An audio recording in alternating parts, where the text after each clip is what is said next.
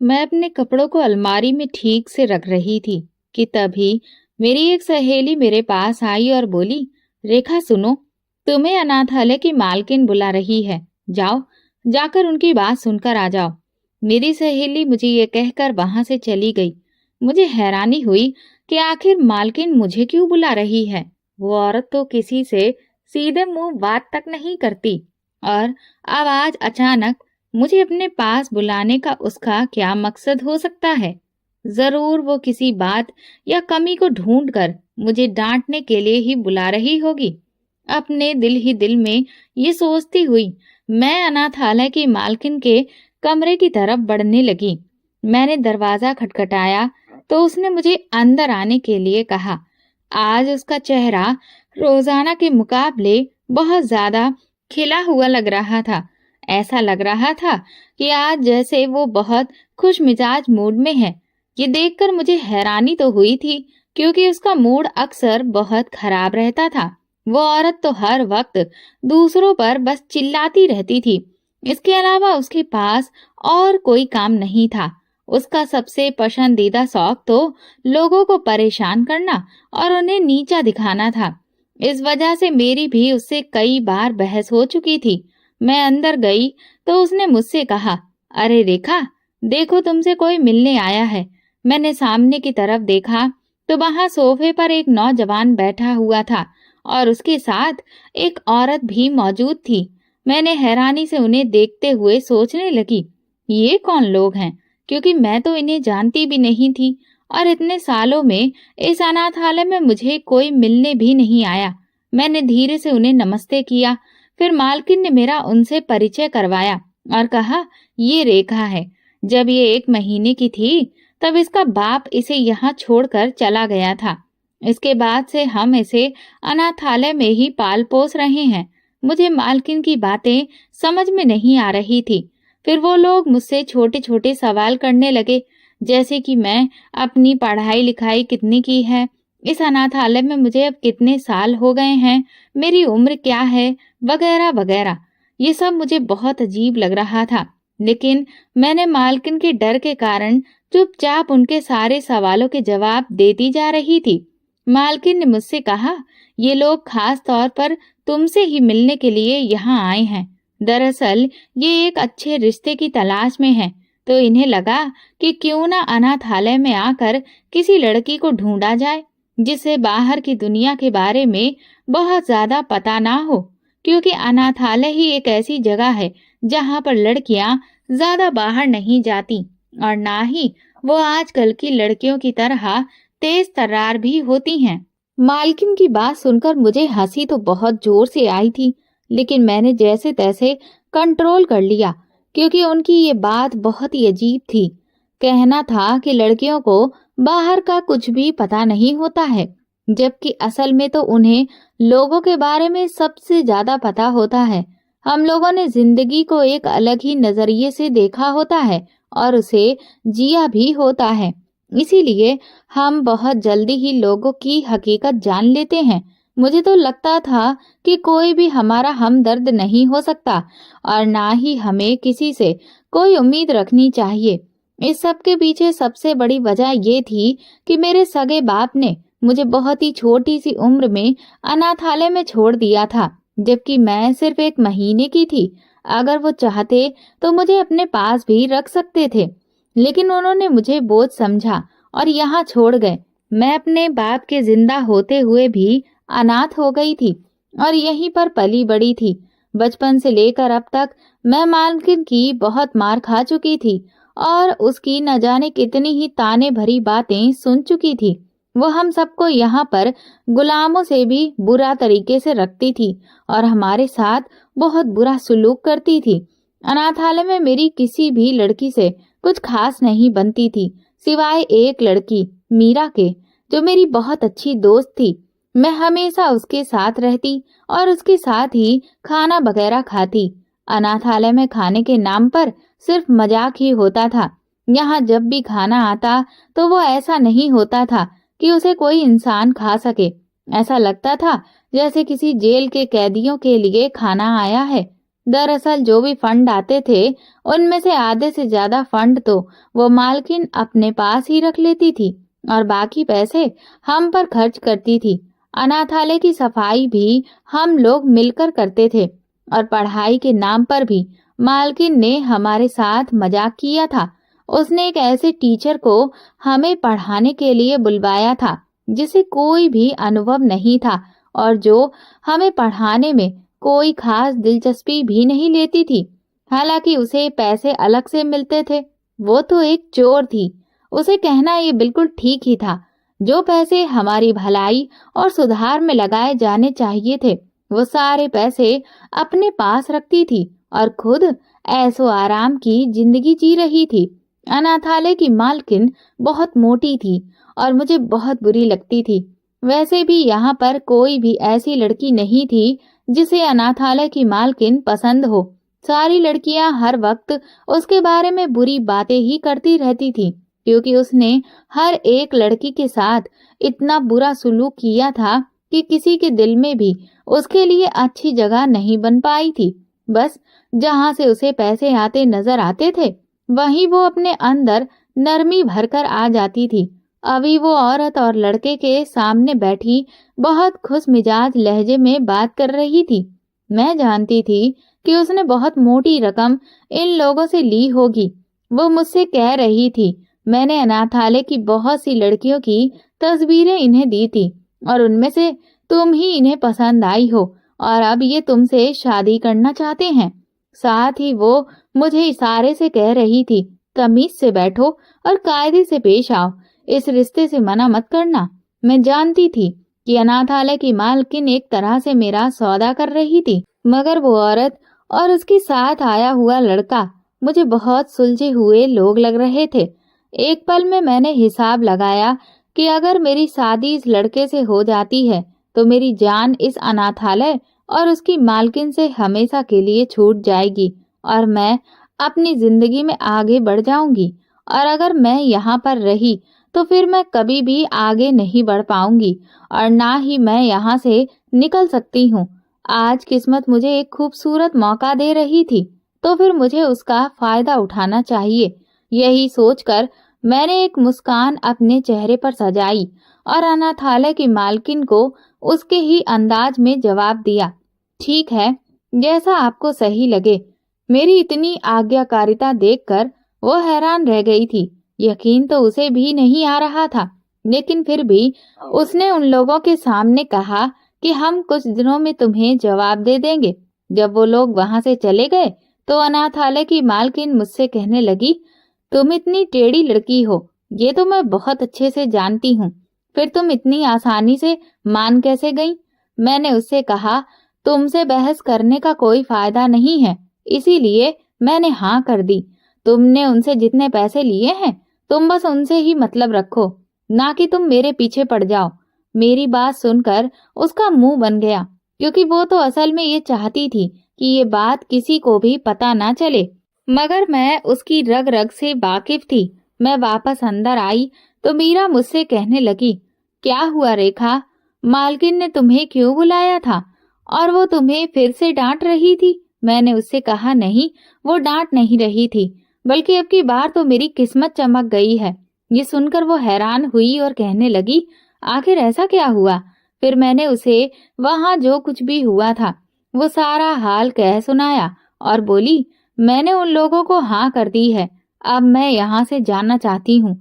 एक अच्छी जिंदगी की तलाश में मैं अपने आप को साबित करना चाहती हूँ और एक अपनी अलग पहचान बनाना चाहती हूँ। क्या ये कुछ गलत है? मीरा कहने लगी, नहीं, मगर तुम मुझे छोड़कर चली जाओगी और तुम्हारे बिना मैं कैसे रहूंगी? तुमने मुझसे अकेले में बातचीत किए बिना ये फैसला क्यों लिया? तुम्हें थोड़ा तो सोचना चाहिए था। मैंने उससे कहा, मुझे नहीं पता मैंने गलत फैसला किया है या सही, और ये भी नहीं जानती कि इस फैसले के असर मुझ पर क्या होंगे, लेकिन मैं इस मौके को बिल्कुल भी अपने हाथ से जाने नहीं दे सकती थी। और तुम बिल्कुल परेशान मत हो, मैं जल्द से जल्द तुम्हारे लिए भी यहाँ से बाहर निकलने का कोई इंतजाम करूंगी। तुम देखना, एक दिन मैं इस अनाथालय की मालकिन से हर एक जुल्म का बदला लेकर रहूंगी। पूरी रात मैं अपनी आंखों में सपने सजाती रही। वहां रहने वाली सारी लड़कियों को इस बात की खबर हो चुकी थी कि अब मैं इस अनाथालय में नहीं रहूंगी और जल्द ही मैं यहाँ से विदा होकर एक बहुत बड़े घर में चली जाऊंगी। सब तरफ मेरी ही चर्चा हो रही थी और इस बात से सब लोग जल भी रहे थे, पर कुछ लोग पंचायत करने की वजह से कई जगह गुट बनाकर जमा भी हो चुके थे, क्योंकि उन्हें चटकादेदार कहानी चाहिए थी। मगर मैं उन सबको नजरअंदाज कर दिया और ये सोचने लगी कि यहाँ से निकलकर सबसे पहले मैं क्या काम करूंगी। मैं बहुत आगे बढ़ना चाहती थी, मगर अपने बाप से मैं कभी भी मिलना नहीं चाहती थी। मुझे अपने बाप से नफरत हो गई थी। मेरे लिए तो मेरा बाप सालों पहले ही मर चुका था और अगर वो कभी भी मुड़कर मेरे पास वापस आता तो भी मैं उसे पहचानने से इनकार कर देती। वैसे भी मुझे तो अपनी शक्ल भी याद नहीं थी। एक माँ के बच्चे को आखिर क्या पता होता है कि कौन आपका क्या लगता है।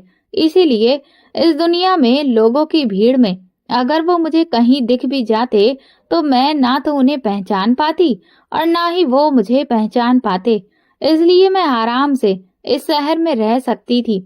मुझे नहीं पता था कि मेरे पिता कहाँ रहते हैं और क्या करते हैं, और ना ही मैं ये सब जानने में कोई रुचि रखती थी।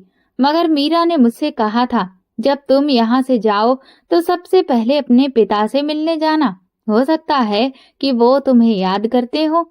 मेरी सोच मीरा के जैसी बिल्कुल नहीं थी। वो बहुत ही नरम दिल लड़की थी। वो हमेशा दूसरों को एक नया मौका देने पर यकीन रखती थी, लेकिन मैं ऐसी तो बिल्कुल नहीं थी। फिर भी हम दोनों के बीच बहुत गहरी दोस्ती थी। हमारी दोस्ती की शुरुआत भी बहुत ही अलग तरीके से हुई थी। मुझे आज भी वो दिन याद है जब मैं 7 साल की थी और पहली बार मीरा यहाँ पर आई थी। वो उस वक्त बहुत ज्यादा डरी हुई थी और मालकिन का रवैया उसे बहुत ज्यादा भयभीत कर रहा था। उसके माँ बाप की मौत एक हादसे में हो गई थी और उसके सगे चाचा ने उसके पिता की जायदाद पर कब्जा करके उसे अनाथालय में छोड़ दिया था। वो लावारिस यहाँ पर मिली थी। मालकिन ने उसे अंदर ले आई। सभी लड़कियां उसे अजीब नजरों से घूर रही थी और वो लगातार रोए जा रही थी। फिर वो एक कोने में जाकर बैठ गई। मालकिन ने गुस्से में कहा, अपना ये रोना धोना बंद कर। अब तुझे यहाँ पर कोई भी लेने नहीं आएगा। अब तुझे यहीं रहना है। मुझे मालकिन की बात सुनकर बहुत गुस्सा आया कि वो एक बच्ची पर ऐसे कैसे चिल्ला रही है। इसीलिए मालकिन के जाने के तुरंत बाद मैं उठकर मीरा की तरफ आई और धीरे से उसके हाथों को थामा। उसकी आंखों में देखा जहां से मोटे मोटे आंसू टपक रहे थे। फिर मैंने उसकी आंखें साफ की और उसे कहने लगी, देखो, अब तुम इस पूरी दुनिया में अकेली हो। तुम्हारा कोई रिश्तेदार नहीं है, लेकिन मैं आज से तुम्हारी दोस्त हूँ और मैं हमेशा तुम्हारा ख्याल रखूंगी और तुम्हारा साथ दूंगी। तुम्हें डरने की कोई जरूरत नहीं है। तुम लोगों पर भरोसा मत करना और ना ही उनसे कोई उम्मीद लगाना, क्योंकि इस सब का कोई फायदा नहीं होता। उस दिन के बाद से मेरी और मीरा की ऐसी दोस्ती हुई जो आज तक नहीं टूट पाई। वक्त के साथ साथ उसने भी यहाँ पर रहना सीख लिया था और अब तो बहुत साल गुजर गए थे। मैंने मीरा के अलावा अनाथालय में किसी और लड़की से कभी दोस्ती नहीं की। मेरी इकलौती दोस्त सिर्फ मीरा ही थी और वो मेरे लिए बहुत ज्यादा अहमियत रखती थी। इसीलिए मेरा पक्का इरादा था कि यहाँ से बाहर जाते ही मैं सबसे पहले मीरा को यहाँ से लेकर जाऊंगी, चाहे फिर इसके लिए मुझे किसी भी हद से गुजरना पड़े, क्योंकि वो एक डरपोक लड़की थी और वो जरा जरा सी चीजों पर रोने लग जाती थी। अब भी जब उसने ये सुना कि मैं यहाँ से जाने वाली हूँ और मैंने यहाँ से जाने का फैसला कर लिया है, तो वो ये सुनकर भी रोने लग गई थी। हालांकि वो मेरे ऊपर इस बात को जाहिर नहीं कर रही थी, क्योंकि वो नहीं चाहती थी कि मैं उसकी वजह से यहाँ पर रुक जाऊं और अपने सपनों को अधूरा छोड़ दूं, क्योंकि हमारी दोस्ती थी ही ऐसी। हम एक दूसरे के लिए सब कुछ छोड़ देने पर तैयार हो जाते थे। मगर अब वो अपने आंसू मुझसे छुपा रही थी। मैंने उससे कहा, तुम्हें ये सब करने की जरूरत नहीं है। मैं यहाँ से बाहर तुम्हारे और अपने, हम दोनों के लिए ही जा रही हूँ। तुम रो मत, सिर्फ मेरा इंतजार करना। वो बार बार मुझसे इस बात का जिक्र करती थी कि कहीं वो लोग तुम्हारे साथ कुछ गलत ना कर दें। न जाने किन लोगों को मालकिन ढूंढ कर लाई है। हो सकता है कि वो तुम्हारे लिए गलत फैसला कर रही हो, इसीलिए तुम एक बार फिर से इस बारे में सोच लो। मैंने मीरा से कहा, देखो, मैं तुम्हारी तरह बिल्कुल नहीं हूँ जो डर जाऊं। मैं यहाँ से एक बार अगर बाहर निकल गई तो फिर मेरा यकीन करो, हम दोनों की जिंदगियां बहुत ही आसान हो जाएंगी और हमें एक बार अपनी जिंदगी अपनी मर्जी से जीने का मौका मिल जाएगा। हम इस जंगल से हमेशा के लिए आजाद हो जाएंगे। फिर मैं उसे अगले कई दिनों तक इस बारे में समझाती रही। एक हफ्ता गुजर जाने के बाद वो लोग दोबारा आए और मेरी दोस्त से भी मिले। उन्होंने कहा कि हमें शादी करने की बहुत जल्दी है। हम ये शादी सादगी से करना चाहते हैं। मुझे हैरानी इस बात की हो रही थी कि वो इतने बड़े अमीर घर से आए हैं और अमीर लोग हैं, इसके बावजूद वो मुझ जैसी एक अनाथालय में पलने वाली गरीब लड़की से शादी क्यों करना चाहते हैं। मैंने तो सुन रखा था कि ये अमीर लोग हमेशा अपने जैसे ही लोगों में शादी करना पसंद करते हैं, मगर यहाँ तो उल्टा हो रहा था। कुछ तो अजीब था। उन्होंने तो यही बहाना बनाया था कि अनाथालय की लड़कियां मासूम होती हैं, तेज तर्रार नहीं होती, मगर ये बहाना तो मुझे बिल्कुल ही बेकार का लग रहा था। असल कहानी कुछ और ही होगी। खैर, मेरा रिश्ता अब उनके साथ पक्का कर दिया गया था और फिर एक छोटी सी रस्म अनाथालय में ही की गई थी। आज अनाथालय की सारी लड़कियां बेहद खुश थीं, क्योंकि आज न जाने कितने समय के बाद उन्हें अच्छा खाना खाने को मिला था। लड़के वालों ने खुद ही सारा इंतजाम किया था। उनकी तरफ से सिर्फ उनके करीबी रिश्तेदार ही आए थे। रात के वक्त मैं अपनी उंगली में सजी हुई सगाई की अंगूठी को देखे जा रही थी। मैं अब किसी के नाम से जुड़ गई थी। अब मैं किसी और की हो चुकी थी, लेकिन मेरे दिल में तो कोई भी जज्बात नहीं उभर रहे थे। मेरा दिल बिल्कुल खाली था और बहुत सुकून था, लेकिन मेरा डर मेरे दिल में जड़ें पकड़कर बैठा हुआ था। पर मैं इस सब का जिक्र मीरा से नहीं कर रही थी। मैंने ये चाहती थी कि वो परेशान हो जाए और फिर मुझे मेरे इस इरादे से पीछे हटा दे। कुछ दिन बाद लड़के वालों ने ये जानकारी दी कि वो 2 हफ्ते के बाद शादी के लिए आएंगे। तैयारी वगैरह हो गई है और मेरी होने वाली सास ने मेरे लिए एक अच्छा सा लहंगा भी भेजा। इस सब के दौरान अनाथालय की मालकिन ने अच्छे खासे पैसे इकट्ठे कर लिए थे मेरे ससुराल वालों से। कभी किसी चीज के नाम पर वो उनसे पैसे लेती तो कभी किसी चीज के नाम पर। मैं अच्छे से जानती थी कि वो ये सब पैसे अपनी जेब में डालने वाली है। शादी की तैयारियां यहाँ पूरी हो चुकी थी। वो सब लोग शादी के लिए आ गए थे। मैं बहुत ज्यादा खुश हो रही थी कि एक बहुत ही खूबसूरत नौजवान से मेरी शादी होने वाली है। मेरी जिंदगी बहुत अच्छी हो जाएगी और वो भी एक ऐसा नौजवान जो बहुत अमीर है। मीरा भी मेरी वजह से बहुत ज्यादा खुश थी। अब हम लोग एक उम्मीद बढ़ा रहे थे कि यहाँ से निकलने का कोई ना कोई तो रास्ता हमें मिल ही जाएगा। मुझे दुल्हन की तरह सजाया गया। पहली बार जिंदगी में मैंने इतने सारे जेवर पहने थे और इतना तैयार हुई थी। मैं बहुत ही खूबसूरत लग रही थी। सभी लोग मेरी तारीफ कर रहे थे। फिर अचानक से बाहर शोर मच गया कि बारात आ गई है। अनाथालय की मालकिन बाहर खड़ी उनके स्वागत की तैयारी कर रही थी।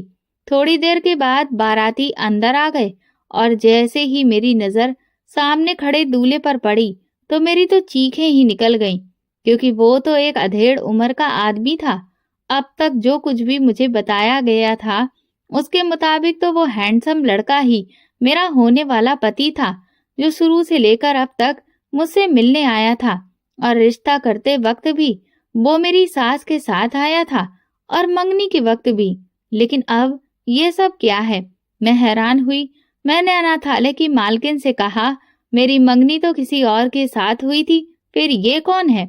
मैं इससे शादी कैसे कर सकती हूँ? मेरी बात सुनकर वो बोली, तुम पागल हो? तुम्हारी मंगनी एक अधेड़ उम्र के आदमी से ही हुई है।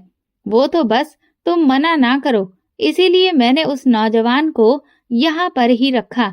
वो तो दरअसल उसका छोटा भतीजा है। तुमसे ये बात मैंने छुपाए रखी क्योंकि मैं जानती थी कि तुम एक अधेड़ उम्र के आदमी से शादी करने के लिए बिल्कुल भी तैयार नहीं होगी। अब खामोशी से बैठ जाओ और हमारा तमाशा मत बनाओ। उसने तो मुझे सच में फंसा दिया था। मेरे पास अब और कोई भी चारा नहीं बचा था।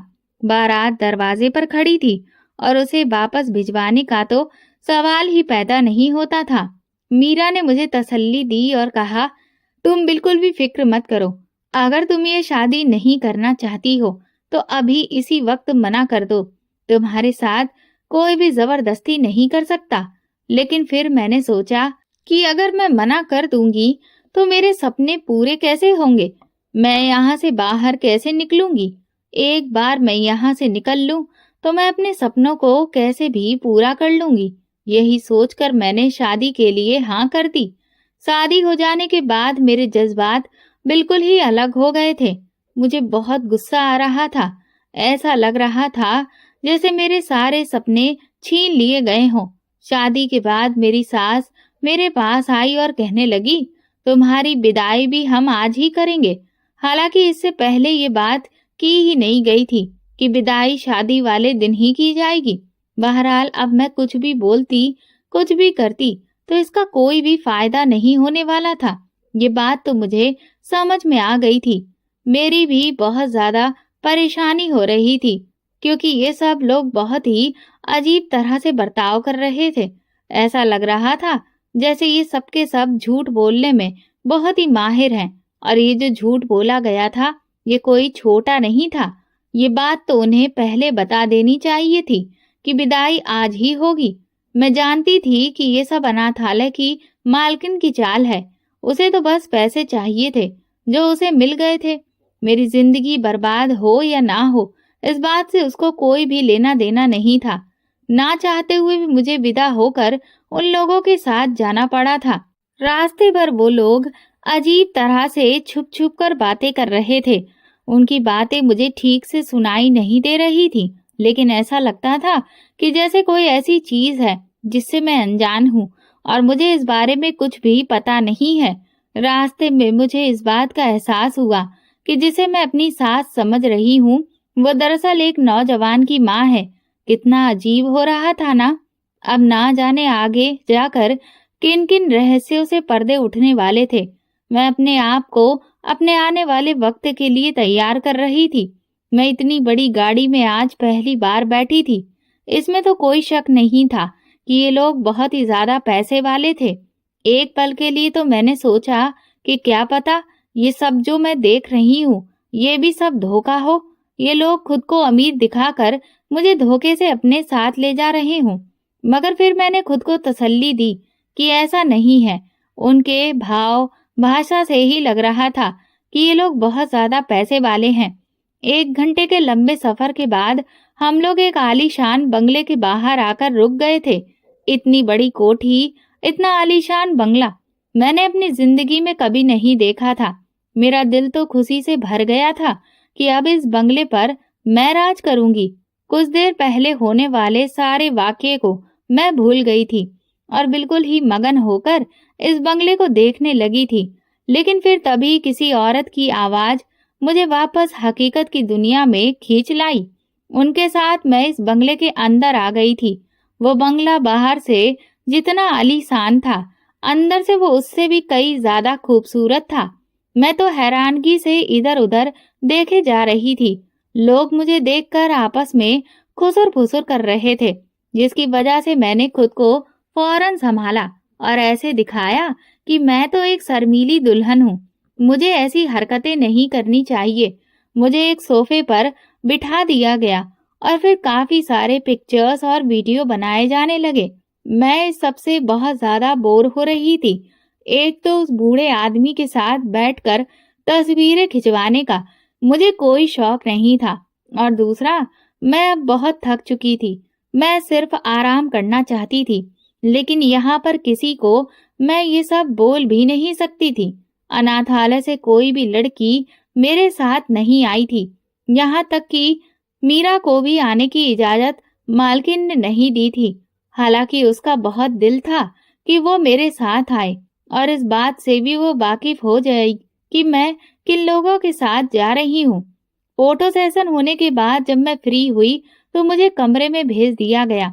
मेरा बिल्कुल भी दिल नहीं कर रहा था कि मैं अपने पति को देखूं, लेकिन मुझे उसके इंतजार में जागना ही था।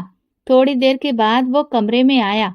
मैंने उसे एक अलग नजर से देखा तो मुझे लगा कि वो तो बहुत ही ग्रेसफुल है और बहुत ही ज्यादा हैंडसम लगता है। मेरे देखने का नजरिया बदल चुका था तो मुझे उनमें बहुत सी अच्छाइयां नजर आने लगी। वो बहुत ही धीमे मिजाज के थे। मेरी शादी की पहली रात बहुत ही अच्छी गुजरी थी। मैं जो कुछ देर पहले सब चीजों के बारे में गलत ही सोच रही थी, अब मेरी सोच बिल्कुल बदल चुकी थी। अगले दिन मीरा से मिलने के लिए मैं अनाथालय चली गई। वो बहुत ज्यादा खुश थी।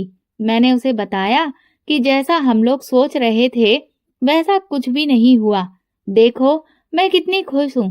रिसेप्शन वगैरह से फ्री हो जाने के बाद शादी का तीसरा दिन था तो एक दिन अचानक से मैं घर में बने एक तहखाने में चली गई।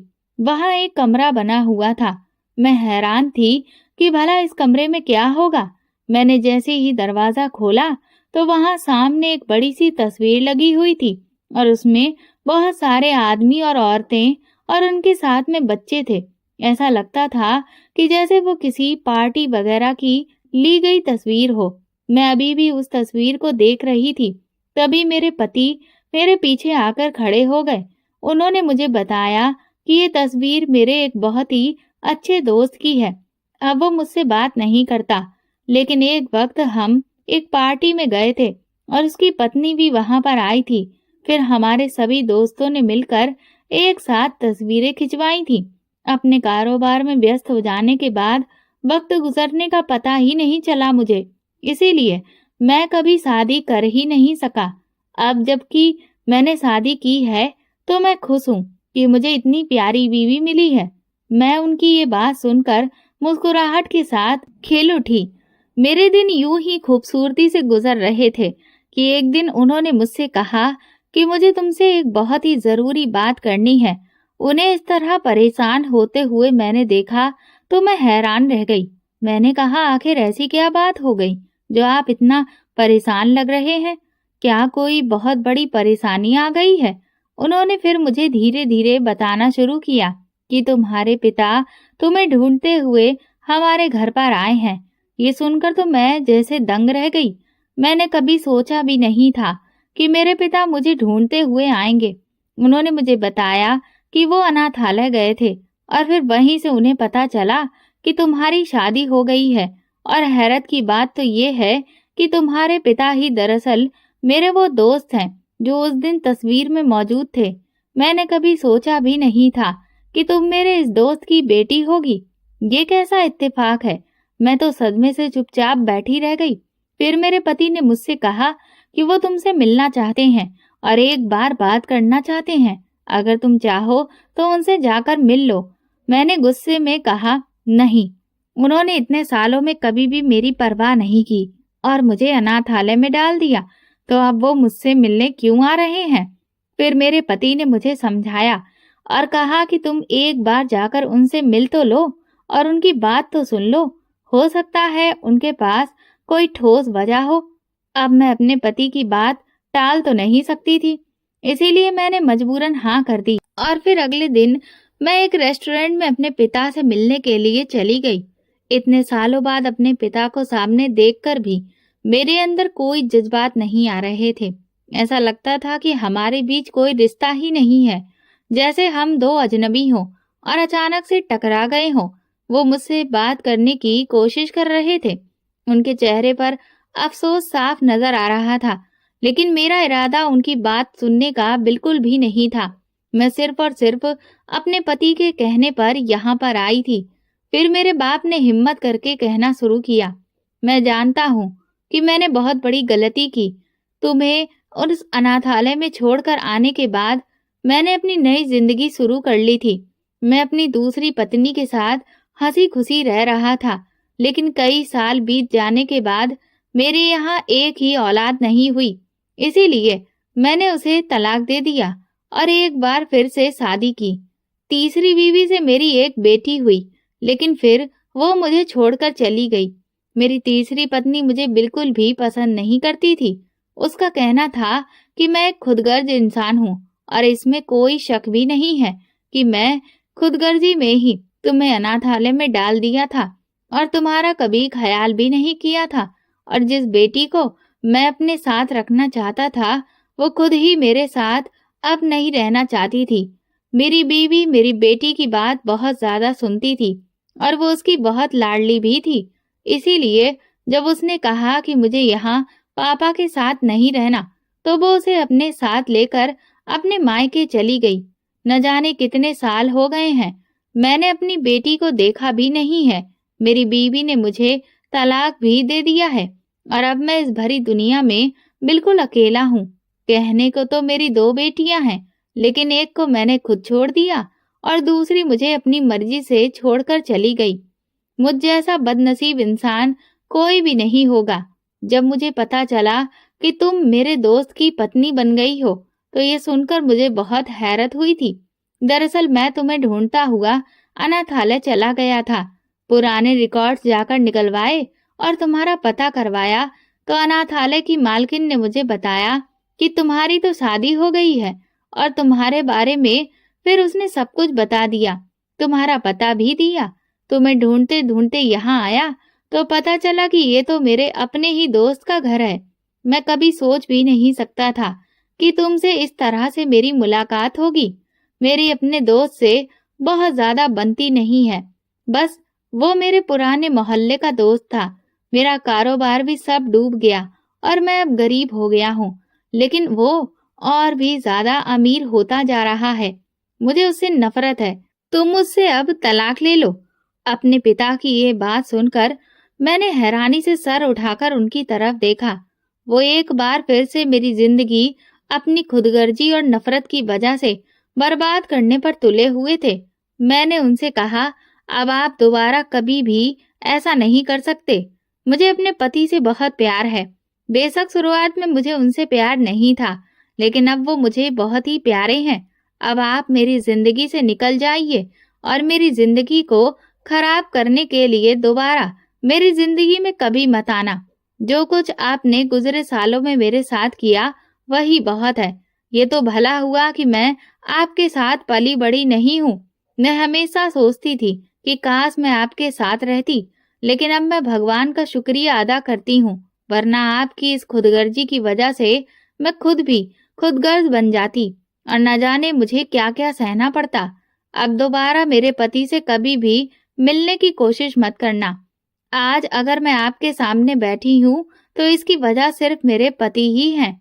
उनकी बात का मान रखने के लिए ही मैं यहाँ आई हूँ, वरना आपसे मिलने का मुझे कोई शौक नहीं है।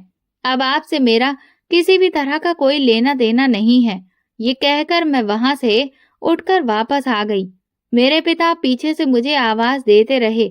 मैंने उनके चेहरे पर लालच की चमक देख ली थी।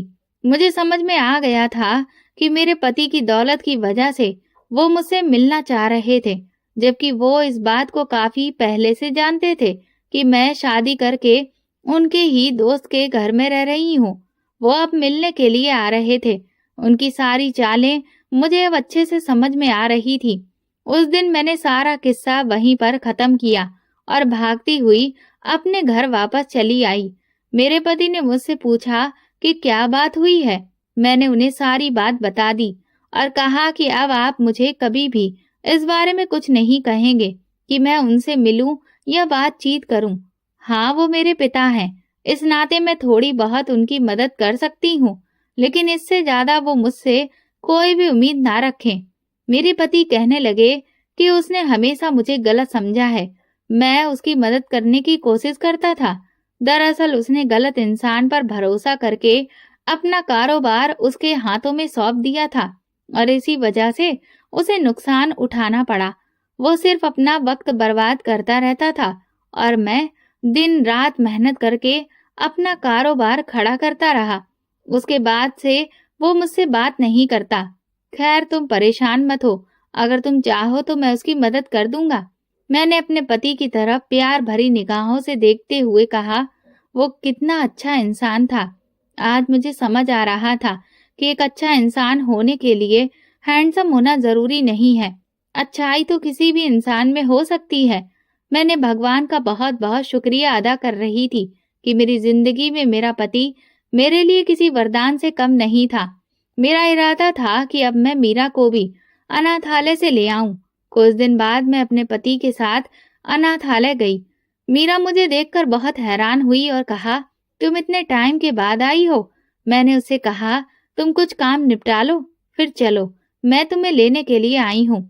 मैंने मालकिन से बात कर ली है। वैसे भी वो औरत पैसों की भूखी है। उसने तुम्हें हमारे साथ जाने की इजाजत सिर्फ और सिर्फ इस शर्त पर दी है कि हम उसे ढेर सारे पैसे दें, और हमने उसे पैसे दे दिए हैं। अब चलो, तुम अपना सामान पैक करो। मेरे साथ मेरे घर पर चलकर तुम रहोगी। फिर मैं उसे अपने साथ लेकर अपने घर आ गई। यहाँ आकर वो बहुत खुश थी। मेरा इरादा था कि कुछ समय के बाद मैं मीरा की भी एक अच्छी जगह पर शादी करवा दूंगी। मेरे पति वैसे भी अक्सर विदेश की ट्रिप पर जाते रहते थे। ऐसे में मीरा मेरे साथ घर पर रहती है तो हम दोनों के लिए ये काफी अच्छा रहता है। हम एक साथ वक्त बिताते और एक साथ बातें किया करते हैं। अब हम गुजरे दिनों को याद करते हैं और आने वाले दिनों की प्लानिंग करते हैं, और अब ये हमारी जिंदगी है। दोस्तों, अगर आपको हमारी कहानी पसंद आई है तो कमेंट करके जरूर बताएं, और वीडियो को लाइक करके ज्यादा से ज्यादा शेयर करें। चैनल पर नए हैं तो सब्सक्राइब करें, और हाँ, नोटिफिकेशन बेल को जरूर दबाएं ताकि अगली अपडेट सबसे पहले आपको मिले। धन्यवाद।